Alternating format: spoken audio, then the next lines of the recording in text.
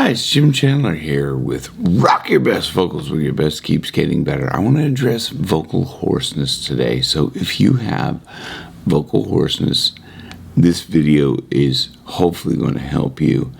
And this will also be a little bit of an update for my health, my vocal hoarseness, for people who have already subscribed to me and they might be wondering the source of it, because as you can probably hear, I have a hoarse voice.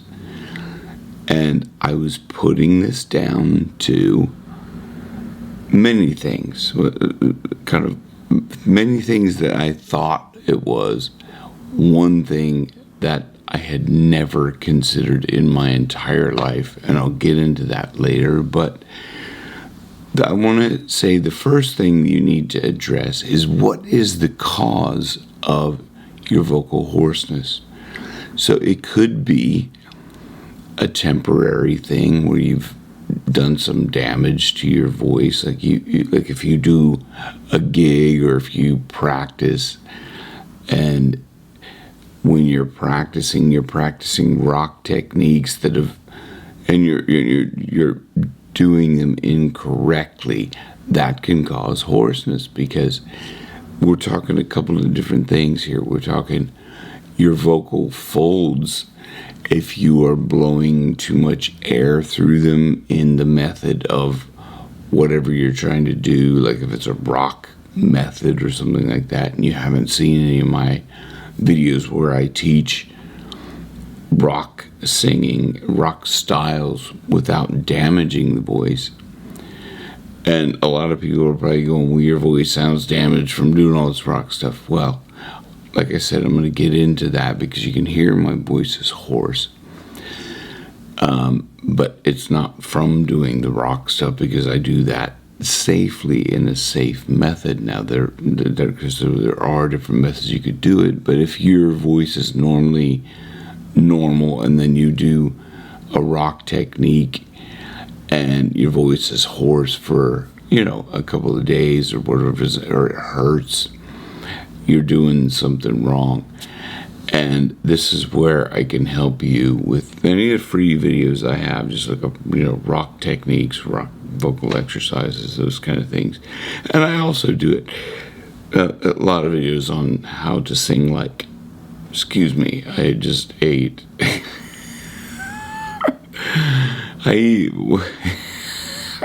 Side note, I generally eat kind of one meal a day, but when I eat that one meal, it's like I throw down, man. It's like 3 meals in one. But I fast the rest of the time. Anyway, so you need to look at the cause. That's one cause. The other potential cause is that you're not supporting your voice properly. And I have a free course. At the time of me posting this, the course is free. I'm going to put it up for a limited time for free. It's called Singing Support Secrets, and it will teach you everything that you need to know about support, how to support your voice. So if you've been speaking in what sounds probably to you right now that my voice is labored speaking through here, part of it is that, but it's not related to me not knowing how to use support. Like I said, I'm going to get into that later. And it's no matter what I would have done, there's no way I could have fixed this outside of what I'm telling you in this first portion. So you can watch that later if you're considering that. But so if you're not supporting your voice properly, you can have too much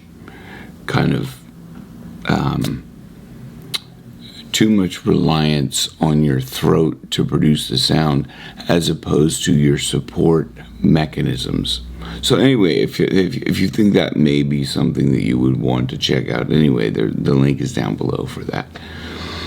The other thing is just from overuse, over talking, or shouting at like some sort of a sports match or something like that, or in a bar or some club like that, that can cause hoarseness very easily. Because if you're speaking is 10 times worse for your voice than singing, because generally you use a different method of support and projection and to sing, rather than use your kind of, when you're speaking, you use your chest voice. And oftentimes people don't speak in kind of a higher resonance, or they don't speak in, kind of, let's just say, kind of a fluid up and down. Now, I'm probably would consider as like a boring voice, but a lot of people might consider that to be a kind of boring monotone. Maybe not. I don't know. Let me know in the comments below. Do I sound like boring and monotone? Because if you do say, yeah, boring and monotone, that is linked in with what I'm going to tell you at the end, which you people probably haven't considered about what could be causing the hoarseness, because I never considered this. So it could be overused due to that. And then it could also be, due to illness, because certain illnesses can, a virus can attack your vocal cords or something like that. If you're sick or something like that, it can impact your vocal cords, sinus drainage, things like that. If you're coughing a lot, coughing is the devil when it comes to your voice, because generally people don't cough in a safe way. I've learned a lot about this in terms of me being sick with COVID. I was coughing up blood for like 6 weeks. I don't want to get on all that gross stuff. Plus, I have videos on that on the channel. Just look up COVID voice, and you'll see that this links into what I'm going to share here in a minute. But so that's it. Like, coughing is really bad for your voice. A safe way to cough would be to really do as much as you can with your lungs and less with your actual voice. Most people cough like like that. That's going to be really damaging, because you're starting the cough from here. And it doesn't bring up as much of what you're trying to get rid of as a simple and then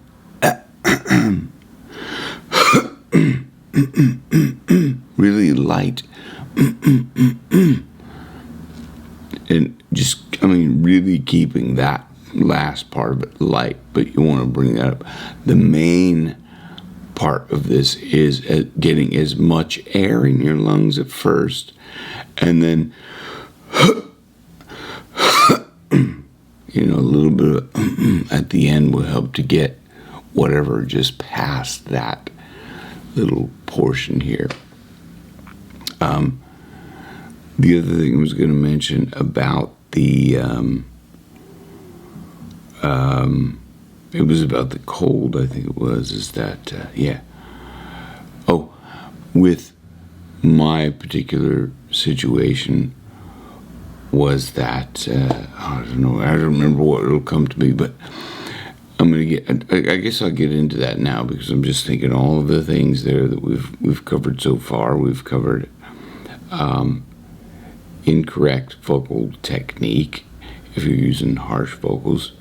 We've covered support as being one of the things, kind of incorrect speaking, overuse, and then kind of incorrect speaking. Not incorrect, but I mean like lazy speaking. If you're generally speaking like down here like this, like what I was saying, I was saying monotone and in a more chesty, like Okay, apologies for that. My camera battery died. Obviously, I was talking too long. So we talked about the illness and the speaking with support, and also I was going to mention, like, a lot of singers when they're speaking will if you look at a lot of other singers being interviewed, many of them will speak in kind of just a real monotone fashion, because as a professional singer, when I have to speak, I try to use a pretty relaxed tone of speaking. I don't like to go to, like all over the place, because it's just more like something I've adapted myself to have a really relaxed form when I'm speaking. And then when I'm singing, it's completely the opposite. It's completely crazy and, all this stuff, powerful and all this stuff. So, but getting to this other cause, which I never considered. So I had what I thought was COVID voice, and I still am attributing what I'm about to talk about to COVID initially, but I had done so much research on, COVID voice. Yes, there is such a thing as COVID voice. A lot of people had it, just where it started to get raspy and, relaxed and just generally kind of run down sounding. So that's what my voice is gone to, down to a relaxed pitch.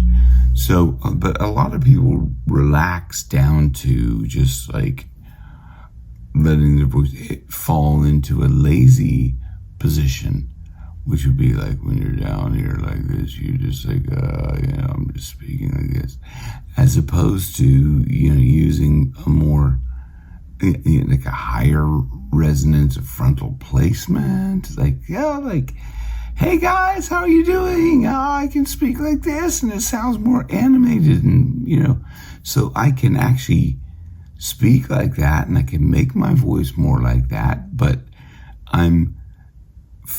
in my personal situation, I am fighting against something that, and like the big reveal is the fact that I've been diagnosed this week with an underperforming thyroid. When I say underperforming, that's kind of an understatement, because the doctor was like, your thyroid levels are basically undetectable. So the thyroid is a little butterfly-shaped organ that's here that regulates your hormone production. And mine was severely compromised by an immune disorder. And I think the immune disorder, this is my own personal thought, because there's no real telling, but I think my own personal thought was when I got COVID, that's triggered the beginnings of this immune disorder, so autoimmune disorder. And that basically then it attacks the thyroid. So your own immune system is attacking the thyroid. And that brings on multiple systems, one of which is a hoarse voice. So all of this time I was attributing to this, to COVID, and going, what's going on with my voice? And people are going, oh, your voice sounds hoarse. And I'm like, screw you. I've been singing rock for like 30 years professionally. Of course it's going to be hoarse. But it was hoarse in a way that was like, it's very obviously hoarse, you you could hear it in my voice, even when I kind of go, oh my God, I'm fighting against a serious issue. When I say serious, it impacts my health in so many ways. And I'll just give a few of the symptoms. Number one would be a hoarse voice. The other one would be like weight gain, which, I have a little bit of weight gain, and they were surprised that I don't have more weight gain. Serious fatigue, like constant, to the point where I was like, do I have chronic fatigue? Because when I'm like not doing gigs or doing the videos or something like that, I'm pretty much kind of resting, other than walking my dog, which I have to do a couple times a day. And they were like, the doctors were going, how do you do all this stuff? Like, you have zero battery. Your battery is like completely dead. That's your thyroid, gives you the energy, and like I have none. It's so, they were like, how are you doing all this? Like, how have you been doing? Because I've been functioning like this for at least 8 months, and probably even before that, probably just since I got COVID, which was in December of 2021. And I was kind of on recovery, but this could have been happening somehow on an underlying situation. And I've recovered my voice from the worst depths of it, I think, at the beginning of COVID, but there's always been this kind of rasp since then. Now, I can sing through a gig, but it's a lot harder than it would have been before. Excuse me. Again. And it's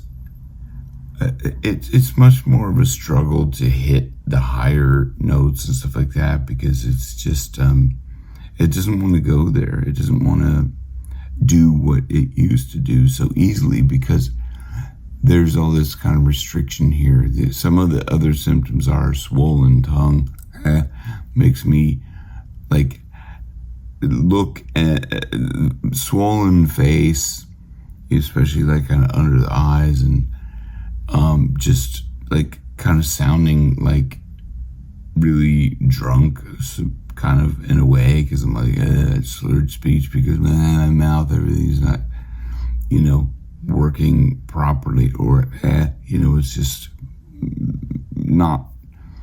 it's not functioning the way it should normally. So, and all this time I'm like going, what the hell is wrong with me? Like, I just feel like so tired all the time, and feel like foggy, groggy. Basically, the best way for me to put this is like, when you wake up first thing in the morning, you jump out of bed and you're like, oh, like disoriented and dizzy, balanced, or like unbalanced, and like just super tired. That's how I feel like all day long. And with the hoarseness, when you wake up first thing in the morning, I go, oh my God, like I just woke up. And that's like, I just woke up feeling like hungover, kind of like all day sort of a thing. And I don't drink. I haven't drank since 2019. So I don't drink, I don't smoke, I eat completely healthy, like I exercise. But the doctor was like, you're not to be running and all that stuff. So I was trying to get back into running, and she was like, no, you can't.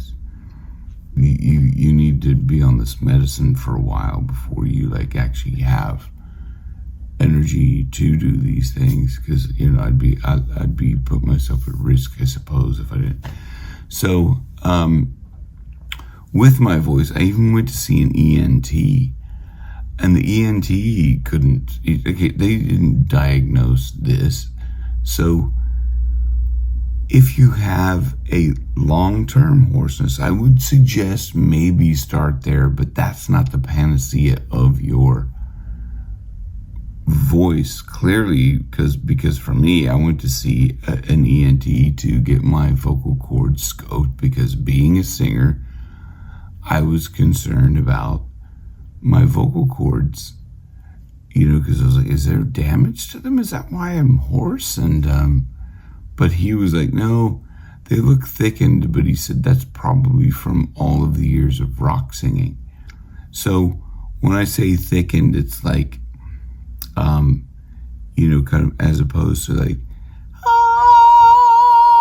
versus like, like that's, I suppose, what I would call like the difference between a thickened chord and a thinner, more beautiful, more youthful sounding chord. This could be partly due to the underactive thyroid. But it's important for you, if you're hoarse, go see an ENT, make sure that your vocal cords are fine. And then if you're still getting hoarseness, you might consider and it's like a long-term thing, like for me it has been. If it's a long-term thing, I would consider, making sure you get your bloods done, making sure your thyroid levels are up to scratch, because there are many undocumented cases of low thyroid. I think it's like there are something like the only, I guess, let's say undocumented, untreated, I think it's like 30% of all cases. Well, I mean, they never know because a lot of people don't check it out and report it. So anyway, it's severely kind of underreported, undertreated, because people just don't consider that to be, like, I never considered that to be a fact. So when I went and got my bloods done, which I didn't want to do because I was like, I just sorted it out myself with diet or blah, blah, blah, whatever, exercise. But I'm going to say, if you hate going to the doctor, go as soon as possible anyway, just to get checked out. I waited way too long to get checked out. Now, fortunately, I know how to sing in a healthy way that had never damaged my voice forcing to get certain sounds out, although I've had to kind of feel more forcing in singing to get certain ways, but I force it in a healthy way, if that makes sense. So I'm using the mechanisms of support and everything to make sure that I can produce a sound that would be as close to my before COVID voice when I'm singing. So I'm using a lot of,